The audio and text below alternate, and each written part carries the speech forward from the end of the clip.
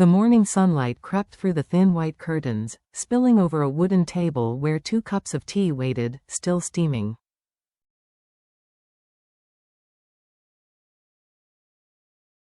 Outside, the countryside stirred, the sound of birds, the distant hum of life, the whisper of a new day beginning.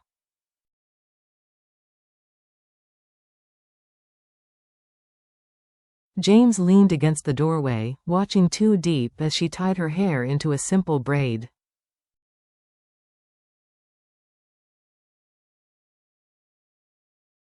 There was grace in her movements, serenity in her smile, a quiet radiance that seemed to paint light back into his weary world.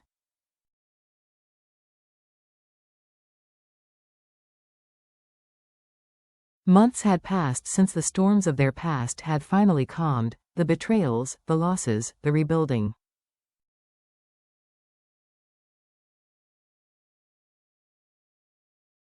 Once, James had been known as the powerful CEO who ruled skyscrapers and boardrooms.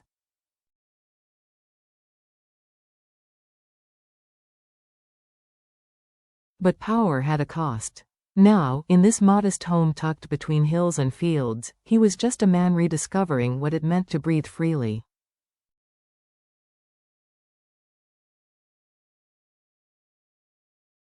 And Diep, once the shy village girl who sold vegetables in the market, had become his anchor, his quiet strength, his calm amid the noise.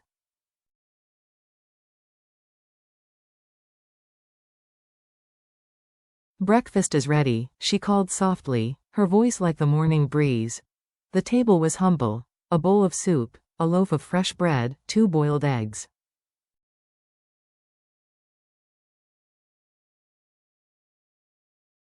But to James, it felt like a feast, not because of what was served, but because of the care that came with it.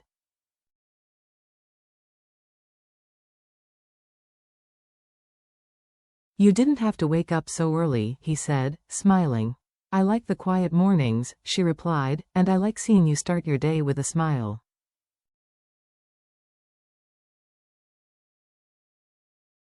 He laughed, brushing a stray lock of hair from her face. "You're the reason I smile, Diep."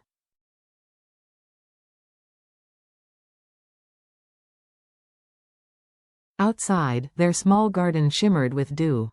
Rows of green vegetables glistened in the soft light.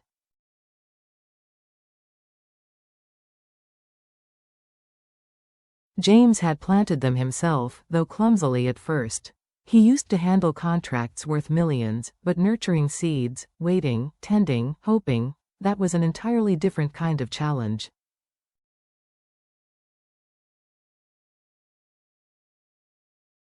Diep had taught him patience. Love, she often said, was like the soil, it didn't bloom by magic.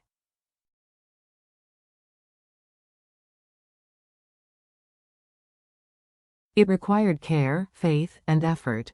Some days were warm, filled with laughter and simple joy.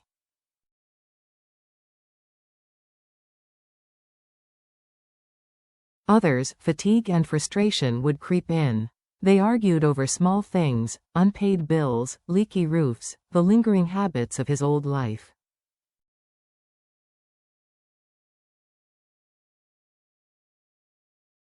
But every evening, without fail, they shared tea by the porch. They had a rule: never sleep angry, never end a day without gratitude.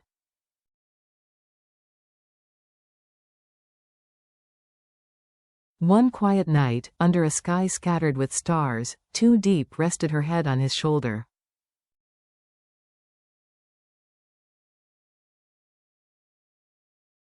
"James," she whispered, "do you ever miss your old life?" He was silent for a while.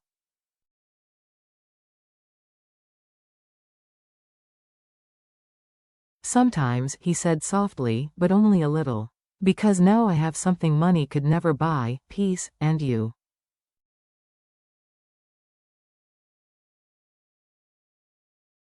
She smiled, her eyes glimmering in the moonlight. "Peace isn't easy to find," she murmured.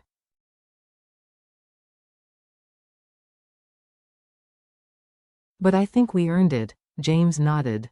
She was right. Love wasn't something that simply appeared and stayed.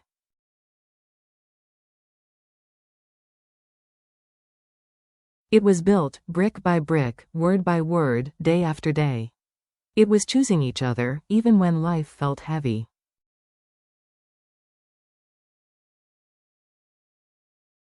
And as the scent of wet earth drifted through the open window, James looked at Diep and thought, this is it.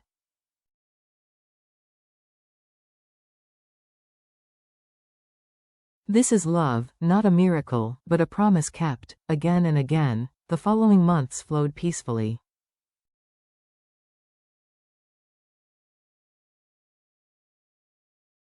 Yet beneath that calm rhythm, new challenges slowly unfolded. James had started rebuilding a small agricultural business from scratch.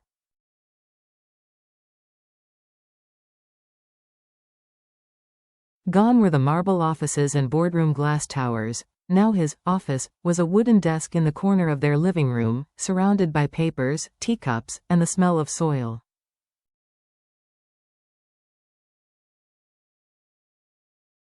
Diep often helped with the little things, organizing files, recording orders, talking to local farmers.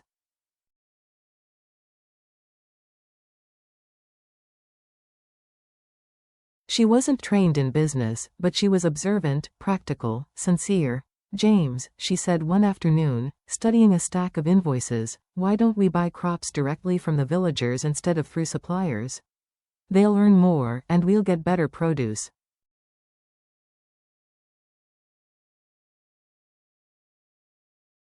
James looked up, impressed. You're learning fast, he said with a grin. She laughed softly.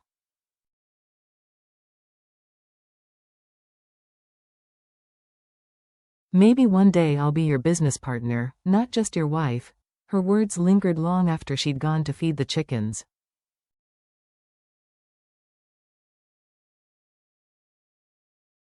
Watching her from the window, her hair glinting under the sunlight, her movements unhurried, he felt an ache of tenderness.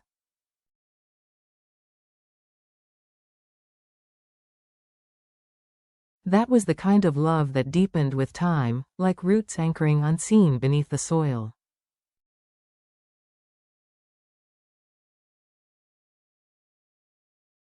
But life, as ever, had its tests. One afternoon, dark clouds gathered over the mountains.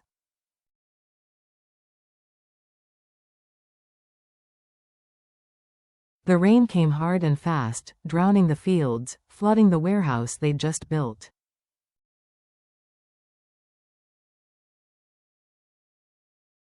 Workers scrambled, shouting, lifting sacks of rice and vegetables to higher ground.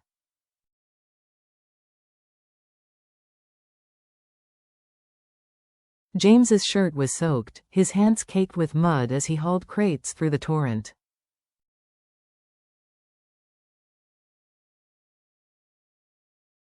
James, Diep cried, running through the rain. You'll get sick. Let me help.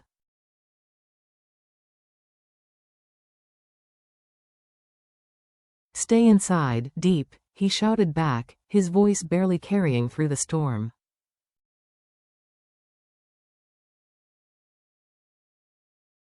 It's too dangerous, but she didn't listen. She grabbed a bucket and began scooping water out of the flooded floor beside him.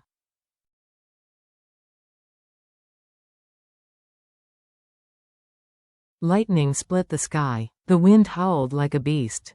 And through it all, they worked, soaked to the bone, side by side.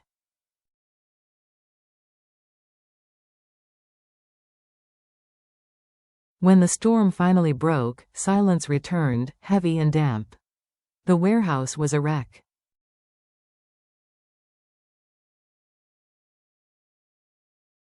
Half the goods were gone. James sank to the ground, exhausted. Diep knelt beside him, trembling.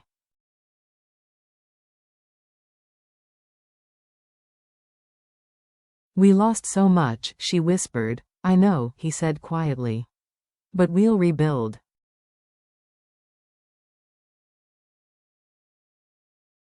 Tears welled in her eyes. Aren't you tired, James? Every time we stand, something knocks us down.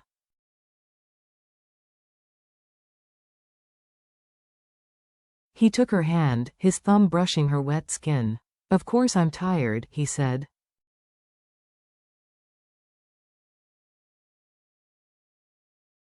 But when I look at you, I find a reason to keep going. That night, as rain dripped from the roof and the scent of damp earth filled their home, they sat close by the fire.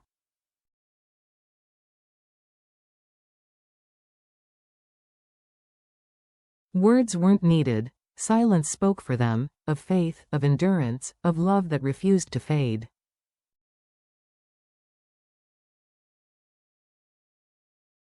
Maybe love isn't about never falling, too deep whispered, her voice barely above the crackle of flames.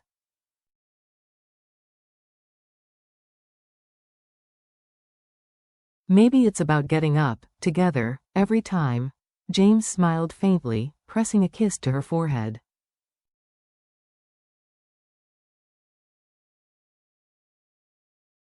Exactly. Love isn't a miracle. It's our effort, every day. The next morning, sunlight returned as if nothing had happened.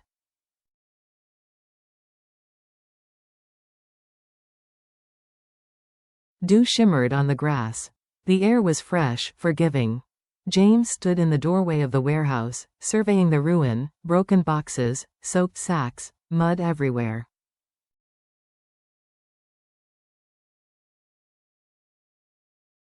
Diep approached quietly, 2 cups of tea in her hands. Drink this, she said softly.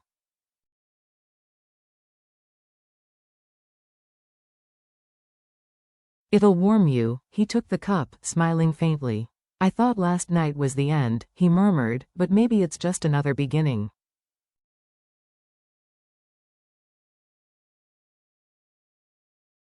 She nodded. We've faced worse, haven't we? Her optimism was contagious. They began to clean.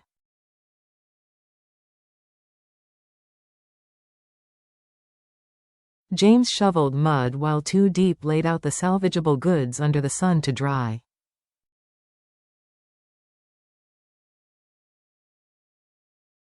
Their hands blistered, their backs ached. Yet laughter found its way back between the chores.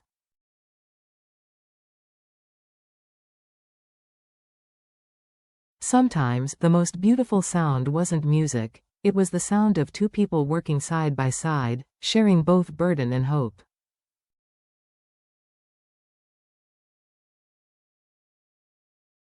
By noon, the workers began returning. Many had feared losing their jobs after the flood.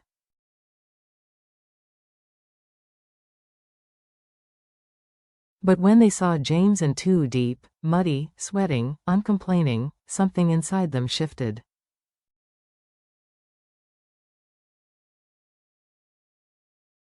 If the boss doesn't give up, one whispered, why should we? Together, they spent the day cleaning and repairing.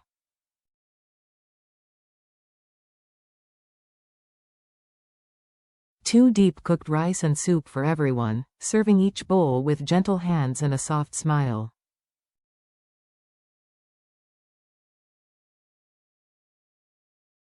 James thanked each worker by name. Those small gestures, unnoticed by the world, became the heart of quiet leadership.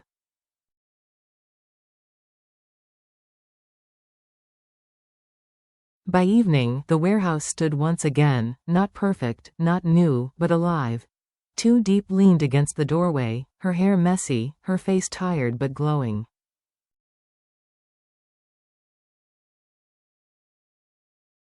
It's not as bad as I thought, she said with a smile. James wrapped his arm around her shoulders.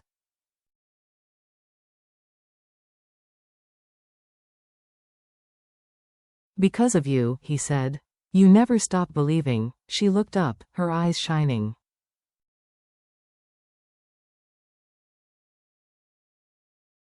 I believe because you keep standing up. Because we're not fighting alone. He touched her cheek.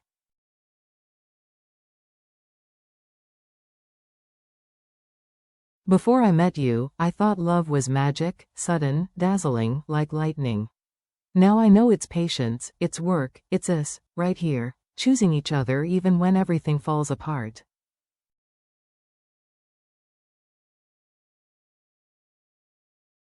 She smiled softly. Then let's keep choosing each other. Every day. That night, after the workers had gone, they stood outside under the stars.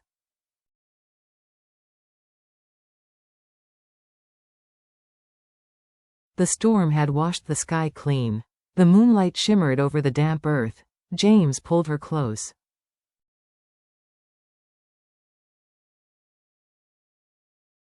"We'll build again," he whispered. "Better this time."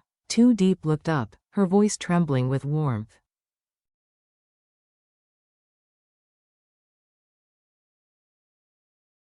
"As long as we're together," she said, "I believe we can." In that quiet, surrounded by the scent of rain and the hum of crickets, they both knew love didn't need to be perfect.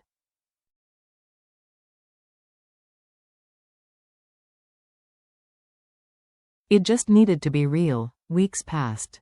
Slowly, life began to bloom again. The sun seemed to shine brighter, not just over the fields, but in their hearts.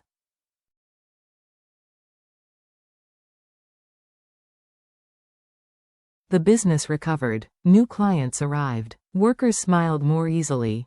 What had once been tragedy became a story of perseverance, proof that strength grows from love, not wealth.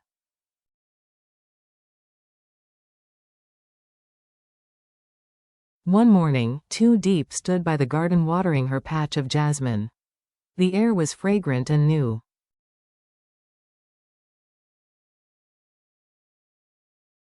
James stepped out holding an envelope, his expression calm. "What's that?" she asked, wiping her hands on her apron.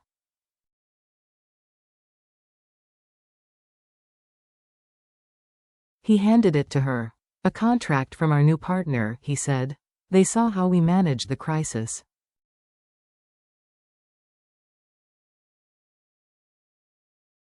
"They said they want to work with people who don't give up." Her eyes filled with tears.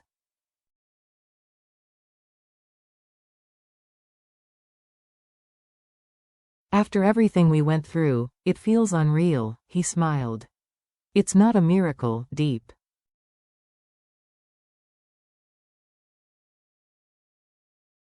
It's what happens when you believe, even when no one else does." Just then, a small voice called from the gate.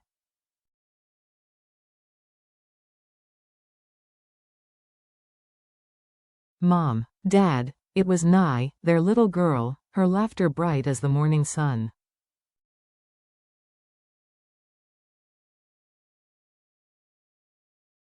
She ran toward them, tiny feet kicking up dust, eyes full of joy. Diep knelt, scooping her into her arms.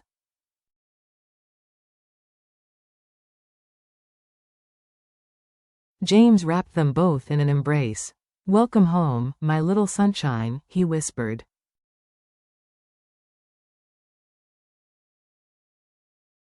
"Are we all together now?" Nye asked, looking up. James and Diep exchanged a glance, a look full of unspoken promises.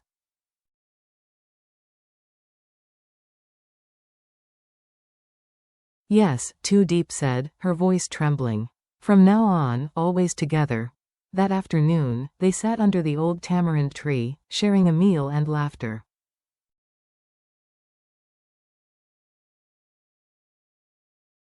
The workers passing by waved, smiling at the family who had endured so much and still stood tall.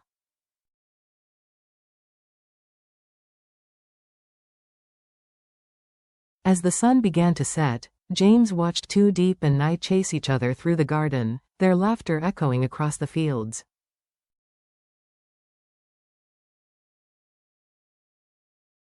A quiet fullness settled over him, the kind of happiness that asks for nothing more.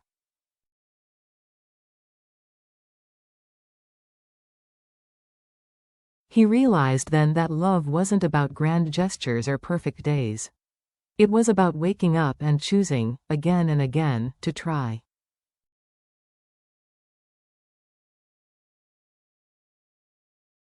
Diep came over, teasing, "You're thinking again." He smiled, taking her hand. "Just about how lucky I am, to have you, to have her, to have this life."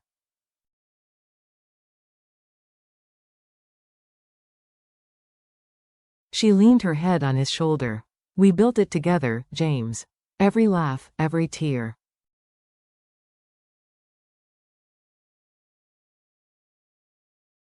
It was worth it.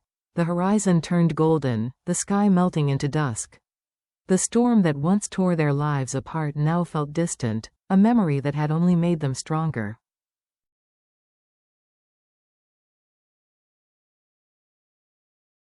Love isn't a miracle, James whispered.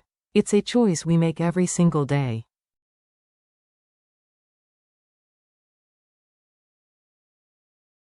Diep smiled, her voice a soft echo. Then let's keep choosing each other. Forever.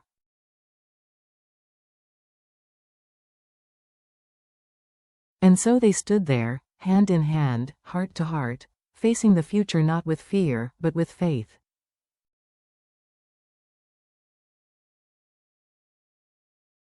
The kind of faith only true love can bring, because true love isn't built on miracles or perfect days.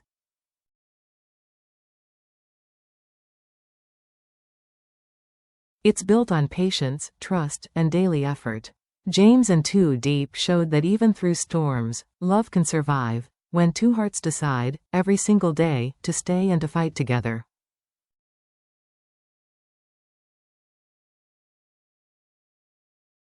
Happiness, they learned, isn't found. It's created, one act of kindness, one quiet moment, one shared sunrise at a time.